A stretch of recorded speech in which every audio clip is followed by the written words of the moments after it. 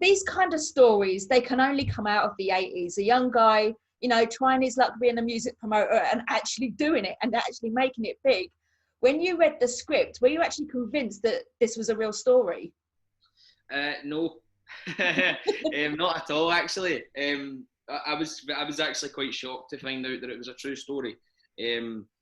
But when I actually met Dave, that kind of feeling gets even worse, because the stories that he can tell about his life as a music promoter and his early life trying to be a music promoter are just wild.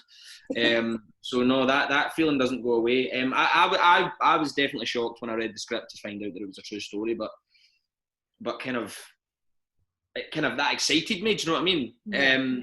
To kind of know that, because I was like, that's so cool, isn't it? So yeah, no, I certainly didn't believe it at first, but once you get to know Dave and you hear more and more of his stories, you kind of understand, okay, this has happened to this guy and maybe this guy alone. Yeah, and only in was it Glasgow? Definitely in Scotland as well. Yeah, I'm Dundee. Yeah. Yeah, that's it. Yeah, you're from Glasgow, aren't you? I'm from Glasgow. No, yeah, up in Dundee. Yeah, which is even weirder, because sort of you don't. Well, certainly I never ever used to associate Dundee with having a big music scene. Certainly not as much as Glasgow or even Edinburgh does. But yeah, so no, that was interesting to kind of find out all these sort of things happened. And obviously, yeah, it's based on Dave Mclean's life, and he actually wrote it and directed it as well, which it couldn't have been easy. No. I mean, what's it like working with Dave on set? Was there a few hair-raising tales that didn't actually end up in the film? Well, to be fair, the film was sort of, Dave had a very clear vision for what he wanted, which I think is understandable, because it was his life story. Do you know what I mean? He knows it in and out. But he had a very clear vision about what he wanted to create, and he kind of utilised the cast and the crew that we had very, very well to kind of make that happen. I was just on a call there, and they asked what kind of stories and things that Dave would kind of come up with on set, and I said, I remember we were sitting in the green room one day, and this was the point where I realised, okay, this guy actually seems to I'm trying to think of the word, to kind of know what he's doing, or certainly within the music business. He came into the green room and he picked up his phone. His phone went and he answered it. I was like, oh, hi mate, how you doing? Just kind of chatting away as you would to like a close friend. And I said, okay, yeah, cool, we'll get that booked. No worries, right, see you later mate, bye, put it down. And then he was like, that was just Paul Weller on the phone. Because we're booking his studio for someone to record an album. And I was like, what? I was like, you're actually talking to, you get Paul Weller on your contact list? And I was like, who else have you got on your contact list? And so, yeah, no, Dave's a very, very, very interesting guy. But yeah, in terms of working with him on set, he had a very kind of, it was his story. So he knew how he wanted it to be. And he kind of used the crew very well to kind of make that happen. Especially the cinematographer, D.O.P. Allen, who I'm so grateful that I got to work with, because he's a total genius. He can pick a really beautiful shot out of almost nothing sometimes, which amazed me. So yeah, I mean, and you play one of Dave's right hand men, Scot, who's a bit of a Jack the Lad himself. Was there any similarities between you and that character? Between myself, yeah, I think so. I mean, it was a bit of a challenge trying to totally kind of create the character of Scot. Obviously Dave and John and Scot are all based on real people, but Scott's no longer with us, so I never got to meet Scot. I never got to kind of chew his ear and try and get any stories for him, or even try and get a gauge of what he was like. So all I really had to go off was what Dave told me and other things that I kind of researched in the papers and stuff, because he did go on to live quite a high life. But obviously he was Dave's best friend right up until the day he died. So Dave had a very clear sort of message to me of what what Scot was like when he was back then. He was always this very kind of larger than life character that sticks out in a crowd, and that's been something that people have said that I've brought to roles that I've done previously as well. So maybe there is quite a bit of similarities in there. Yeah, I mean, your character goes from like dealing drugs to students and nicking that blue flashing light off the cop car as well, which was quite funny. And getting mixed up with gangsters. I mean, have you had any of those, in your teenage years? Had you got up to anything like that? What, mixing with gangsters? Not yet. Well, I mean, nicking the light off the cop car. Oh, right, okay.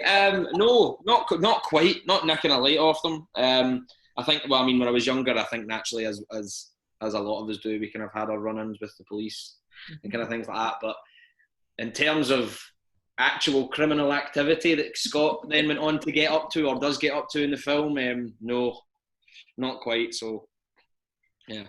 Yeah, by the sounds of it, I mean, you've said that Scot is no longer with us, and at the end of the film as well, it gives you his like a short bio. I mean, that would be something to look into as well. That looks, considering what happened to him, is became a multi-millionaire and stuff. That'd be quite an interesting film to see. Would you like to go back to it?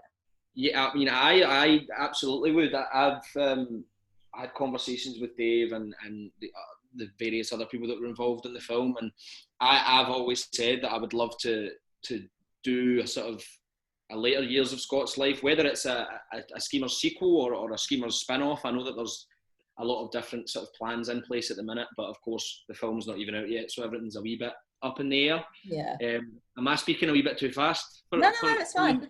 Is that all right? I always need to ask.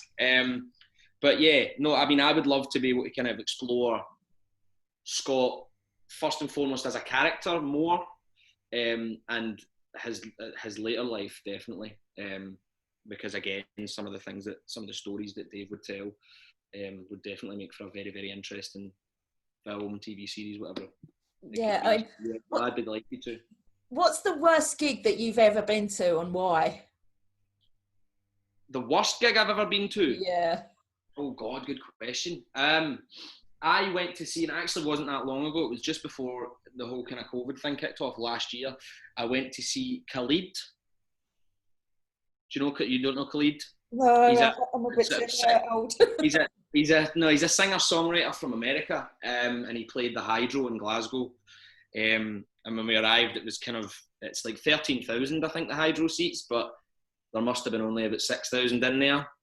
And then he played the entirety of his new album, which barely anyone knew, and then played another 10 songs on top of that. He'd done about 24 songs. Ooh. And the show went on for really long, and I'd say about 60% of the songs no one knew. Wow. So the atmosphere was terrible, performance wasn't great. So yeah, that's probably the one that I can think of most recently. Okay.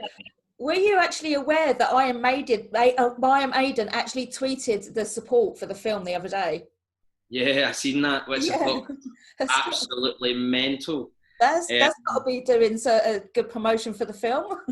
Yeah, well, I mean, I think when the film first kicked off and we were first shooting it, I think there was a bit of contact with Iron Maiden's managers, obviously through Dave. But nothing really about maybe getting some of the songs in the film, but nothing really came of it. But then I think when the film screened at Edinburgh and was kind of getting all the attention it was getting, there was a wee bit of more contact there, and the film went back into the edit. So I think there's been an Iron Maiden song in the film now, and some archive footage of their actual live gigs from way back then as well, which is brilliant. That they kind of want to be involved, or want to at least even recognise it, because they're Iron Maiden, do you know what I mean? They've got 13 million followers on Twitter and God knows how many on Facebook. So to have them kind of endorse it and sort of try and advertise it for us was just incredible. Yeah, getting them in person, I suppose, would have been too much for the budget. Oh yeah, and I mean their ages as well. Yeah. I mean, to try and kind of match that up, that would have been a bit of a struggle. There's no Martin Scorsese kind of budget there to do the de-aging. No, not quite. No CGI and schemers. And obviously, it's taken a while for this film to get a general release since since it won the Audience Award at Edinburgh last year. I mean, can you remember how you felt when the film won that award? Yes, shocked, elated, buzzing. And when we actually found out, because at Edinburgh Film Festival they announce it in this kind of grand theatre. It's sort of towards the end of the film festival, and they fill this kind of grand theatre with everyone who's attended, and film lovers and theatre lovers, and it's a big room, but a kind of very quiet. They kind of announce the winners, and then it's like, well done, and kind of that's it. And I remember when they announced us, I jumped up out my seat and went, yes! And this whole room turned around to look at me. And then I kind of realised, oh, you're not meant to do that here.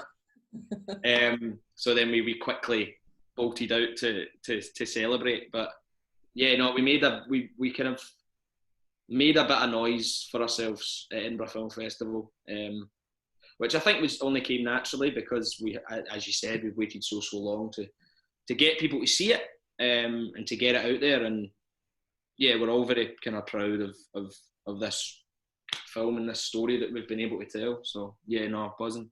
Yeah, it's actually an enjoyable little film, actually. I really loved it, to be honest. I grew up in the 80s as well, so it meant a bit to me as well.